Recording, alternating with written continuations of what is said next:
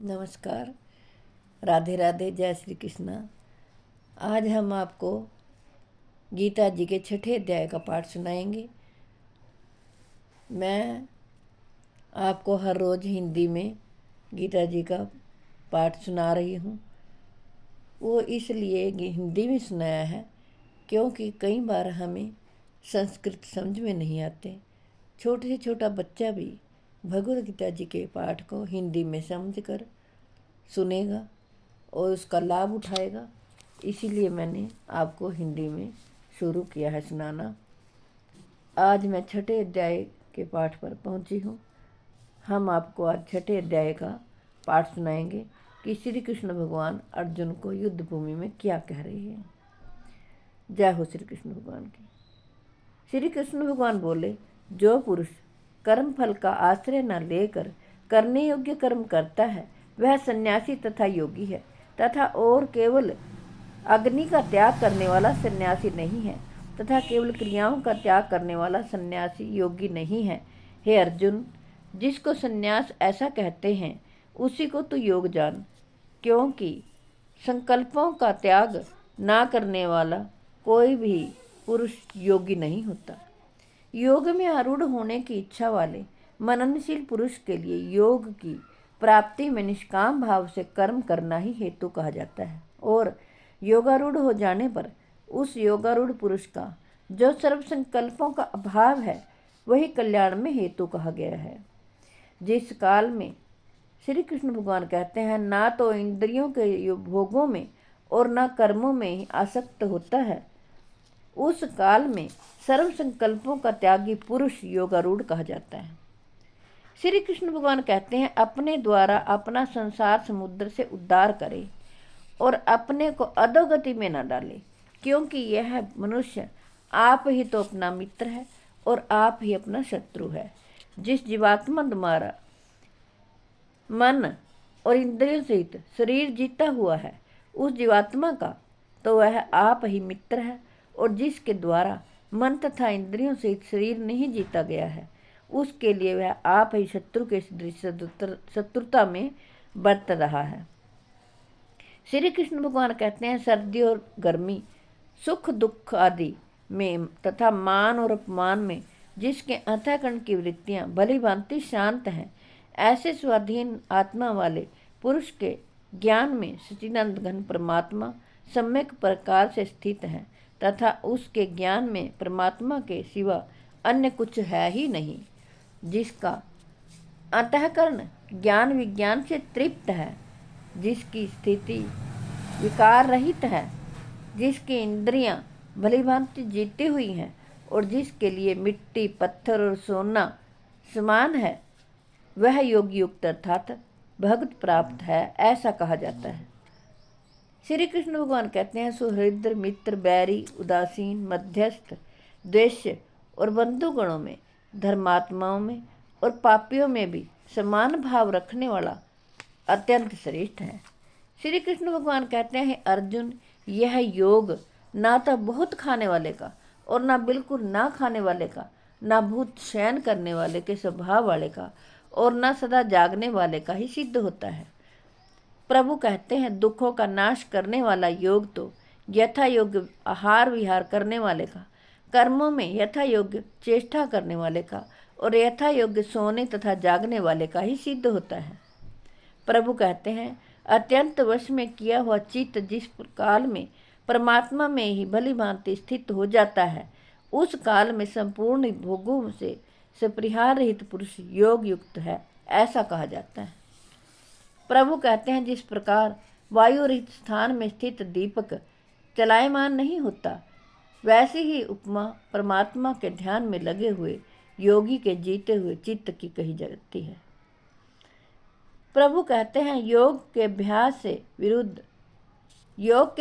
से निरुद्ध चित्त जिस अवस्था में उपराम हो जाता है और जिस अवस्था में परमात्मा के ध्यान से शुद्ध हुई सूक्ष्म बुद्धि द्वारा परमात्मा को साक्षात करता हुआ सच्चिदानंद घन परमात्मा में ही संतुष्ट रहता है, इंद्रियों से अतीत केवल शुद्ध हुई सूक्ष्म बुद्धि द्वारा ग्रहण करने योग्य जो अनंत आनंद है उसको जिसका अवस्था में अनुभव करता है, और जिस अवस्था में स्थित यह योगी परमात्मा के स्वरूप से विचलित नहीं होता ही नहीं।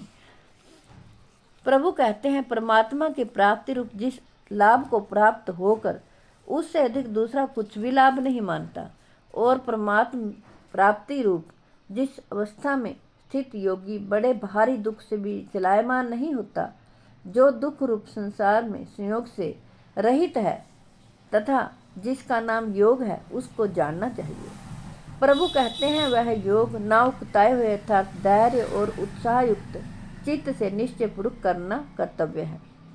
प्रभु कहते हैं, योग से संकल्प से उत्पन्न होने वाली संपूर्ण कामनाओं को निशेष रूप से त्याग कर और उस मन के द्वारा इंद्रियों के समुदाय को सभी ओर से भली भांति रोक कर क्रम क्रम से अभ्यास करता हुआ उपरति को प्राप्त हो, तथा धैर्य युक्त बुद्धि के द्वारा मन को परमात्मा में स्थित करके परमात्मा के सिवा और कुछ भी चिंतन न करे। यह स्थिर न रहने वाला और चंचल मन जिस जिस शब्द आदि विषय के निमित्त से संसार में विचरता है, उस विषय से रोक कर यानी हटाकर इसे बार बार परमात्मा में ही निरुद्ध करे।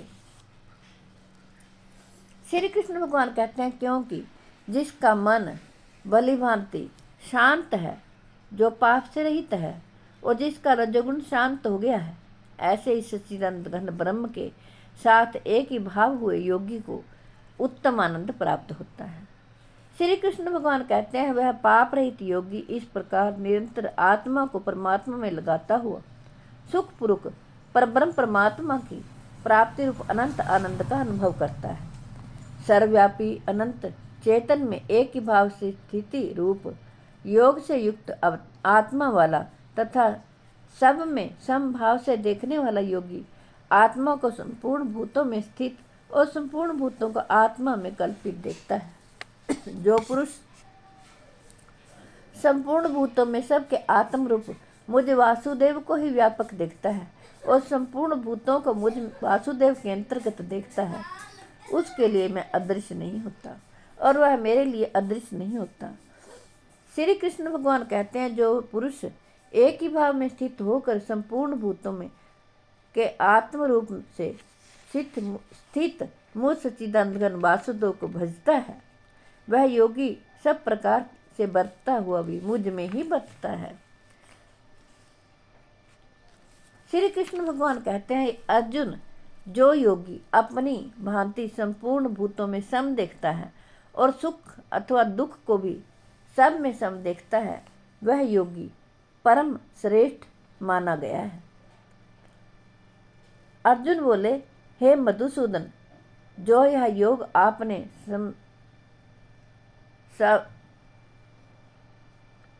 अर्जुन बोले, हे मधुसूदन, जो यह योग आपने समभाव से कहा है, मन के चंचल होने से मैं इसकी नित्य स्थिति नहीं देखता हूँ, क्योंकि हे श्री कृष्ण जी, यह मन बड़ा चंचल परमथन स्वभाव वाला बड़ा दृढ़ और विलवान है, इसलिए उसका वश में करना भी वायु को रोकने की भांति अत्यंत दुष्कर मानता हूँ।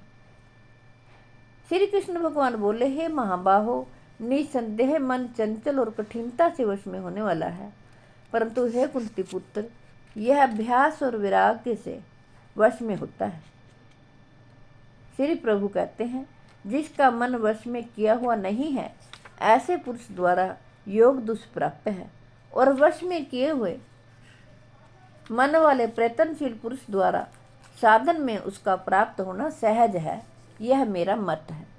अर्जुन बोले, हे श्री कृष्ण, जो योग में श्रद्धा रखने वाला है किंतु संयमी नहीं है, इस कारण जिसका मन अंत काल में योग से विचलित हो गया है, ऐसा साधक योग की सिद्धि को अर्थात भक्त साक्षात्कार को ना प्राप्त होकर किस गति को प्राप्त होता है।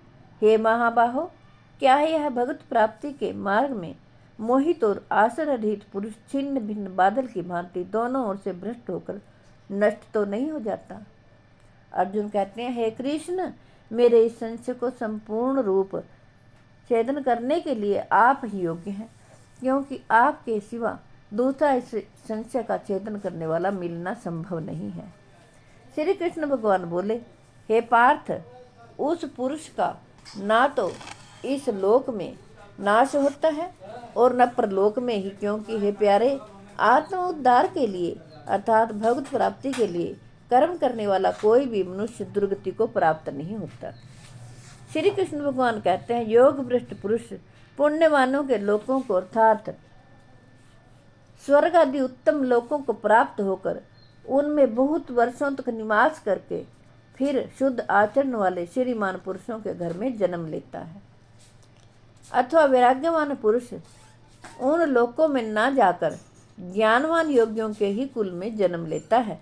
परंतु इस प्रकार का जो यह जन्म है सो संसार में निस्संदेह अत्यंत दुर्लभ है। श्री कृष्ण भगवान कहते हैं, वहाँ उस पहले से शरीर में संग्रह किए हुए बुद्धि संयोग की अर्थात समबुद्धि रूप योग के संस्कारों को अनायास ही प्राप्त हो जाता है। और हे कुरुनंदन, उसके प्रभाव से वह फिर परमात्मा की ओर प्राप्ति रूप सिद्धि के लिए पहले से ही बढ़ चढ़कर प्रयत्न करता है। वह श्रीमानों के घर में जन्म लेने वाला योग भ्रष्ट पराधीन हुआ भी उस पहले के अभ्यास से ही निसंदेह भगवान की ओर आकर्षित किया जाता है तथा समबुद्धि रूप योग का जिज्ञासु विवेद में कहे हुए सकाम कर्मों के फल को उल्लंघन कर जाता है। परंतु प्रयत्न पूर्वक अभ्यास करने वाला योगी तो पिछले अनेक जन्मों के संस्कार बल से इसी जन्म में संसिद्ध होकर संपूर्ण पापों से रहित हो फिर तत्काल ही परम गति को प्राप्त हो जाता है। श्री कृष्ण भगवान कहते हैं, योगी तपस्वियों में श्रेष्ठ हैं, शास्त्र ज्ञानियों में भी श्रेष्ठ माना गया है और सकाम कर्म करने वालों से भी योगी श्रेष्ठ है। इससे हे अर्जुन, तू योगी हो जा।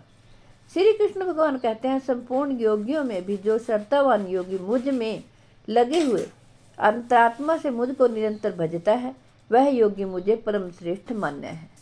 जय हो श्री कृष्ण भगवान। छठे अध्याय का पाठ संपूर्ण हुआ। हम 7वें अध्याय का पाठ कल करेंगे। मैं आशा करती हूँ आप सभी इसका लाभ उठाएंगे, क्योंकि श्री कृष्ण भगवान की वाणी सबको सुख देने वाली है, सभी शंकाओं का समाधान करने वाली है। इसलिए आप सभी भगवत गीता जी का पाठ सुने और खुशियाँ प्राप्त करें। जब तक मेरे तन में प्राण है, जब तक मैं जीवित हूँ, मैं आपको भगवत गीता जी का पाठ सुनाती रहूँगी। ये सर्व मंगलों का करने वाला है। मेरी आपसे हाथ जोड़कर प्रार्थना है कि आप अपने घर में खाना बनाने से पहले, खाना खाने से पहले और शयन करने से पहले ये भगवत गीता जी का पाठ फ़ोन में चलाकर रख सकते हैं। बच्चों को पढ़ाई के समय सिर्फ 5 मिनट जरूर भगवत गीता जी का पाठ श्रवण करने के लिए कहिए, ताकि वो कक्षा में अव्वल आएँ। श्री कृष्ण भगवान सदा उसकी रक्षा करें। विश्व के कल्याण के लिए, जगत के कल्याण के लिए मैंने ये भगवत गीता जी का पाठ आपको सुनाया है। मैं आशा करती हूँ आप सभी इसका लाभ उठाएंगे। जय हो श्री कृष्ण भगवान।